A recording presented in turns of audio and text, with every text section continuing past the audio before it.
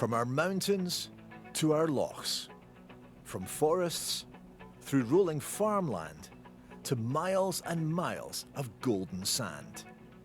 Scotland's magnificent landscape is a place to work, a place to explore, and a place to enjoy.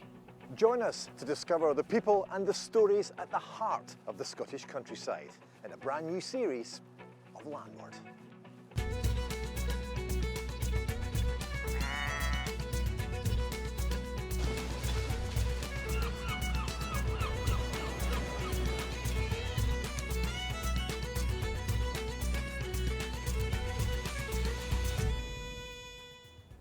This time, we're on Scotland's glorious coastline, meeting the people who live there and seeing the challenges they face.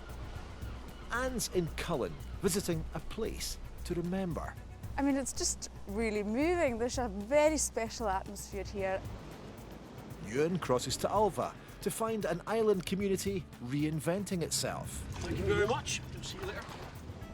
And Arlene's in Eyemouth, brewing up. Oh.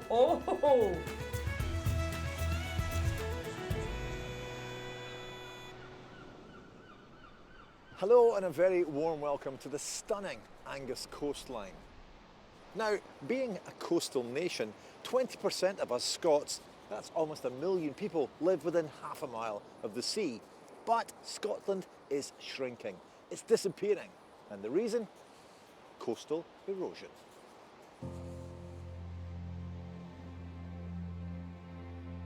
On a wet and wild day, I've come to one of Scotland's most vulnerable areas, Montrose. So serious is the threat to our coastline that a multi-agency Scottish Government project kicked off in 2015 to map out what's happening and plan how we deal with coastal erosion in the future. It's called Dynamic Coast, and down there I'm hoping to meet Jim Hanson from Glasgow University, the man who's overseeing it.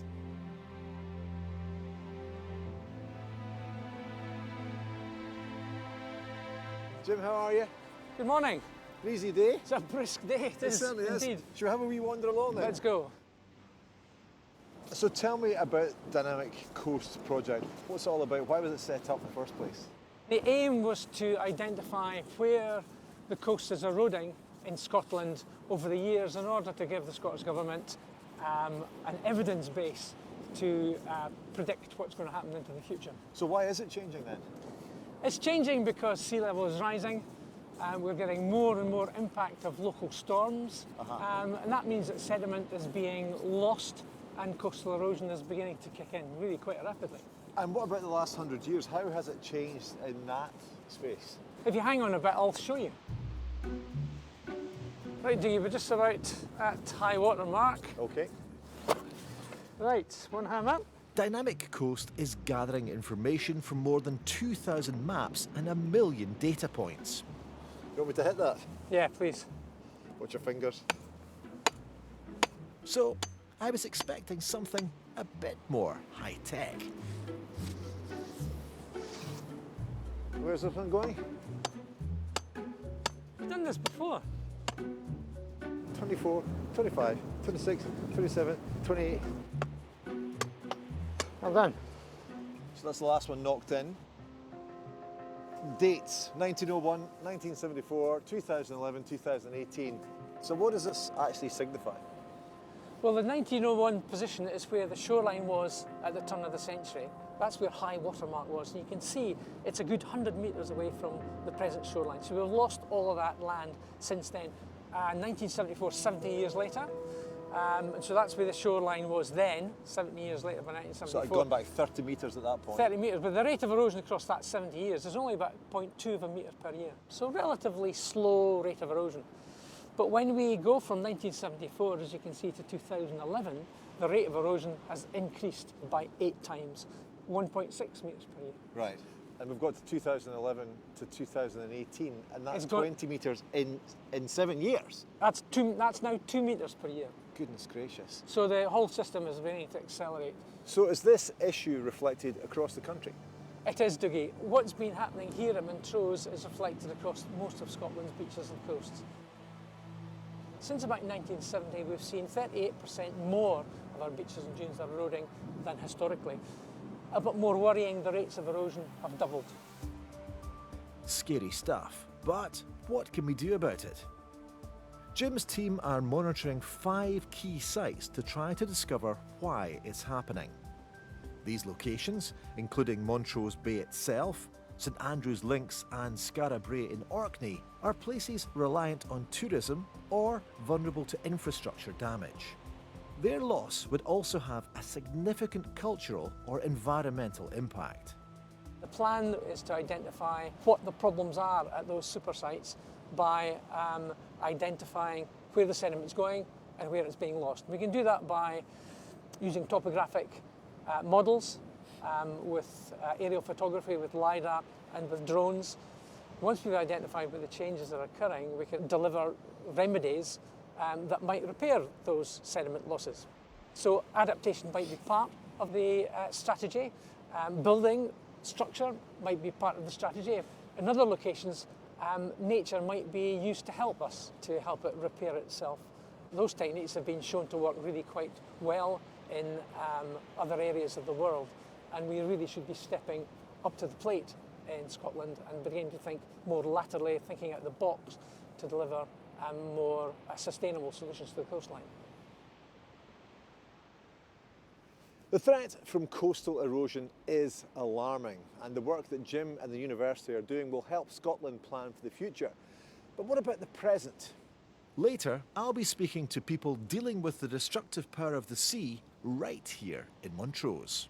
We've already seen the impact coastal erosion is having on our landscape.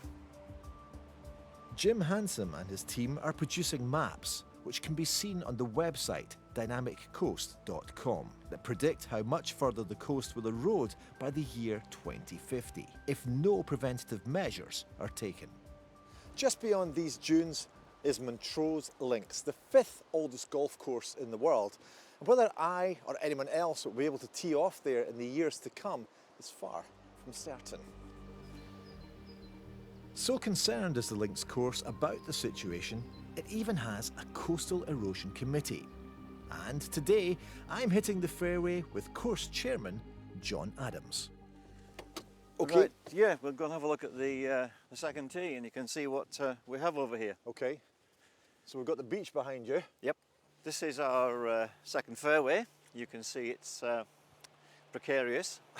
Don't go too close to the edge. No, I won't, no. But this was remodelled in 2006, and we've lost about 30 metres. 30 metres of dunes gone in 10 years.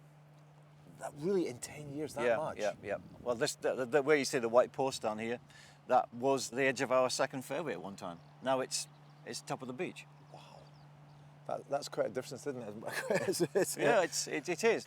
The slight spit of land you see out there was our third tee going back 2 years ago. We removed the rock armour you see in front of us to protect this area, and we've lost the third tee, lost it in about 3 months. My goodness. You can see straight away that some work has been done here. Yep, this is the residual rock armour from the third tee. In spite of their efforts, John's concerned about the town flooding. If you look at Montrose, the majority is below sea level. With the beach changing, it's a matter of time, really. Angus Council, a partner in the Dynamic Coast project, has put in rock armour. But John reckons it's not the ideal solution.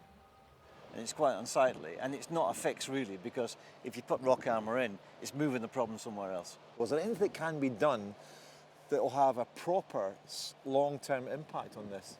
Long-term solution would be a sand engine. A sand engine uses sand, natural tides and currents to rebuild and protect the coastline. A trial project in Holland has proved so successful that there are plans for a similar installation in Norfolk by summer 2019. John believes there's a business case to install one on the Montrose coast. How much does a sand engine cost? It depends on the size, but we're not talking, we're talking a bit of money. Around about, I would think somewhere in about 20 million. 20 million, okay. But when you look at rock armour, which is every 100 metres is £1 million. Don't we just have to accept that coastlines, by their very nature, are going to change? We're going to have to live with it long term, but we can do something about it if we really want to. For places like Montrose, coastal erosion is a problem that's not going to go away. What we'll all have to think about is the best way of living and dealing with it in the future.